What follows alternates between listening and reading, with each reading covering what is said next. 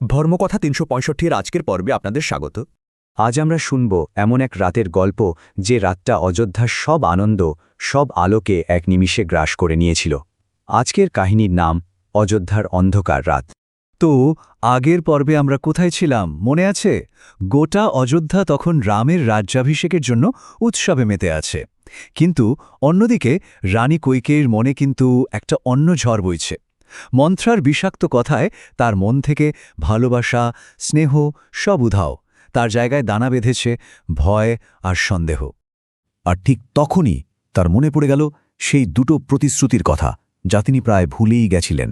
রাজা দশরথের দেওয়া দুটো বর, আর ওই দুটো বরকে হাতিয়ার করেই এক ভয়ঙ্কর সিদ্ধান্ত, এক সর্বনাশা পরিকল্পনা তার মনের মধ্যে গেঁথে গেল। আর এই পরিকল্পনা নিয়েই শুরু হচ্ছে আমাদের আজকের গল্পের প্রথম ভাগ, রানীর ক্রোধাগার। এমন একটা জায়গা যেখান থেকে নেওয়া একটা সিদ্ধান্তই গোটা রাজ্যের ভাগ্য বদলে দেবে। তো কৈকেয়ী কি করলেন?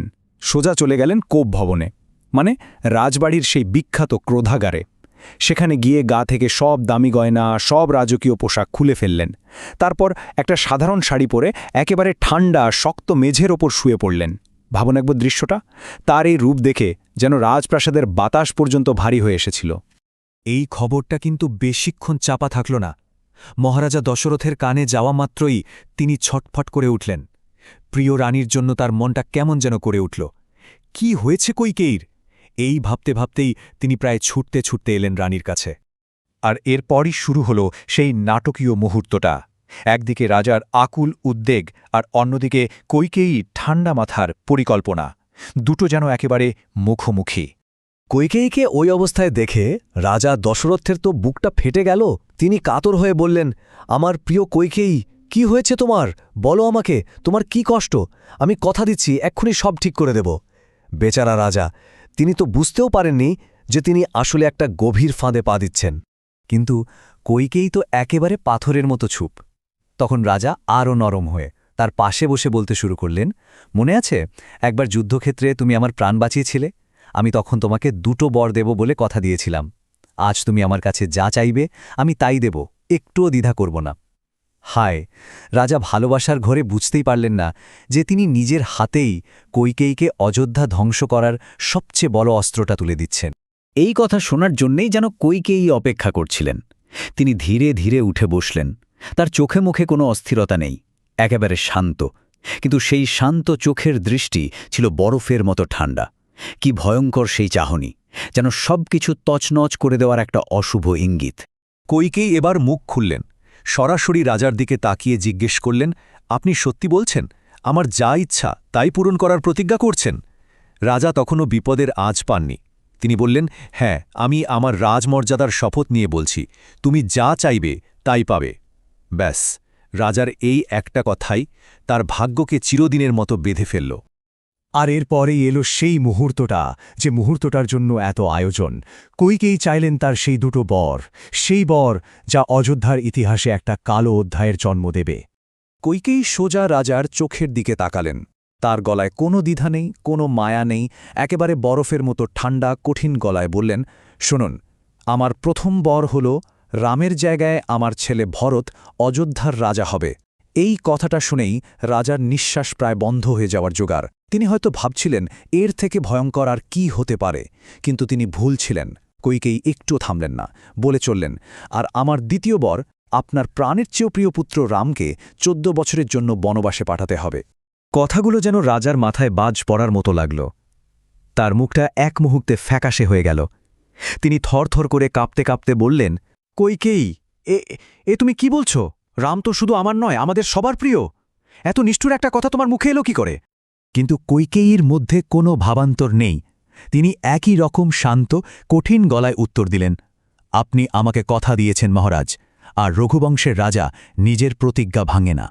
ব্যাস, এই একটা বাক্যই রাজার সব আশার আলো নিভিয়ে দিল। রাজা তার নিজের প্রতিজ্ঞার জালেই আটকে গেলেন। আর এর ফল কি হল? একজন রাজা হিসেবে নয়, একজন অসহায় পিতা হিসেবে তার হৃদয়টা ভেঙে চুরমার হয়ে গেল। কৈকেয়ীর ওই দুটো বর চাওয়ার পর দশরথের যেন সব শক্তি শেষ হয়ে গেল। তার বুকটা ভেঙে টুকরো টুকরো হয়ে গেল। তিনি আর দাঁড়াতে পারলেন না, অসহায়ের মতো মাটিতে লুটিয়ে পড়লেন। চোখ দিয়ে শুধু জল গড়িয়ে পড়ছে। কিন্তু মুখে কোনো কথা নেই।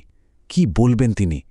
নিজের প্রিয়তম সন্তানকে নিজের মুখেই বনবাসে যাওয়ার আদেশ দেবেন? কিভাবে? ভাবুন, মাত্র কয়েকটা মুহূর্তের মধ্যে অযোধ্যার সব আনন্দ, সব উৎসবের আলো যেন নিভে গেল। নেমে এলো এক গভীর, জমাট অন্ধকার। যে রাতটা হওয়ার কথা ছিল অযোধ্যার সবচেয়ে আনন্দের রাত, সেটাই হয়ে গেল ইতিহাসের সবচেয়ে অন্ধকার রাত। কিন্তু জানেন, এই ভয়াবহ নাটকের সবচেয়ে দুঃখের দিকটা কি ছিল? এর নীরবতা। রাজপ্রাসাদের 4 দেয়ালের ভেতরে যে এত বড় একটা ঝড় বয়ে যাচ্ছে, বাইরের দুনিয়া তার কিছুই জানে না, এক বিন্দুও না। একবার কল্পনা করার চেষ্টা করুন। একদিকে রাজপ্রাসাদের ভেতরে একজন বাবা তার ছেলের শোকে ভেঙে পড়ছেন, আর বাইরে সেই ছেলের রাজ্যাভিষেকের জন্যেই গোটা শহর উৎসবে মেতে আছে।